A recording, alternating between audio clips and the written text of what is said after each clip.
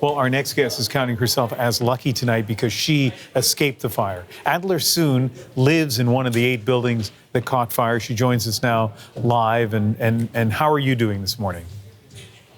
Yes, I'm doing fine right now. Thank you. And tell me about how you escaped from this fire. What happened? Yeah, it was around 3:05. I was having lunch alone at home with my dog, and I smelled that something was off. So I checked. It wasn't my stove. I opened the front door. I see there is much smoke filled in the corridor. So I just go back inside. I grab my dog, grab my phone and key, and just rush down the stairwell. And we got all the way down to the ground floor. But the people ahead of us, they turned back and they told us the exit was it was filled with fire. The fire was too intense and we couldn't go through. And so we had to turn around and go to the opposite side, and there was another stairwells with the second exit. It was cleared and we finally got out. The firefighters were already there, and I could see some burning debris and scraps of clothes, the green clothes on the scaffolding, and it was dropping from above. And there are already a few fire trucks and police car around the court. So I think it would be safe. Then I left the court, but when I turned back around, the fire was so big, it was already on top of the building. So I was very lucky to be still here and alive with my dog and my family. Yeah, we were looking at some of your pictures as you were speaking, and I should let our viewers know, we know that the audio is not perfect, but this is such an important story and interview. We want to continue to talk to our guest who escaped the fire.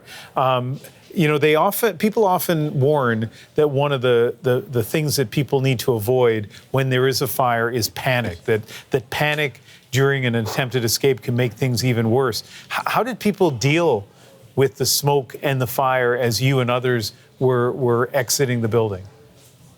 Yeah, at that time, there are many elderly people and a young child with me when I was escaping the building. At least I didn't panic much.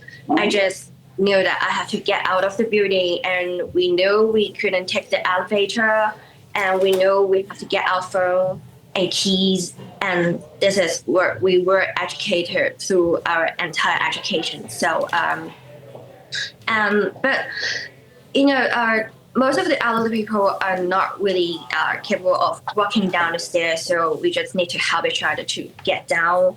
But I think because the window, the whole court was going through renovations, and all of our windows were blocked by foam block, so we cannot really see what was happening at the time. And I knew that many windows were sealed at the time, many of us cannot see what is happening outside the door. We didn't even know there is a fire until I smelled that, and the fire alarm never go off.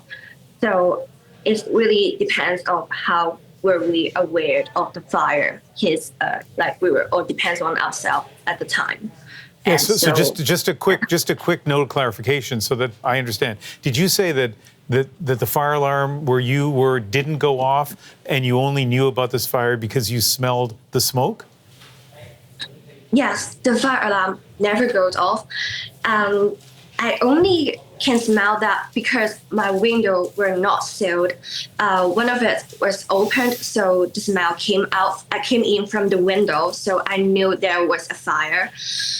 But I have heard my neighbor complain that most of their windows were fully sealed and blocked by the foam block that was used to protect the glass of the window from the renovation. So they could not open the window, and therefore they cannot smell the fire. Right. Where are you now? Where are you staying this morning? I I was very lucky. I am very lucky.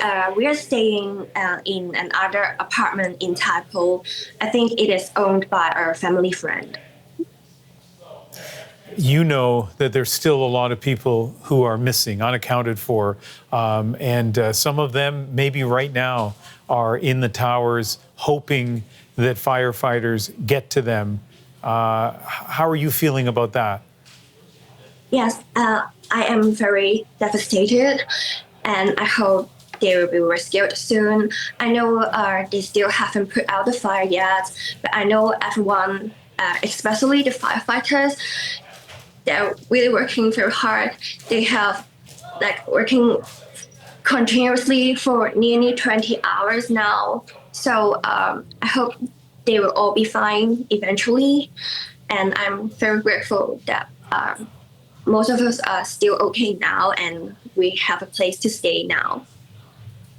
Well, we're happy that you managed to get out. We appreciate you speaking with us, and we're all thinking about those who may still be awaiting rescue at this hour. Adler Suen lives in one of the 8 buildings that caught fire. Thank you very much.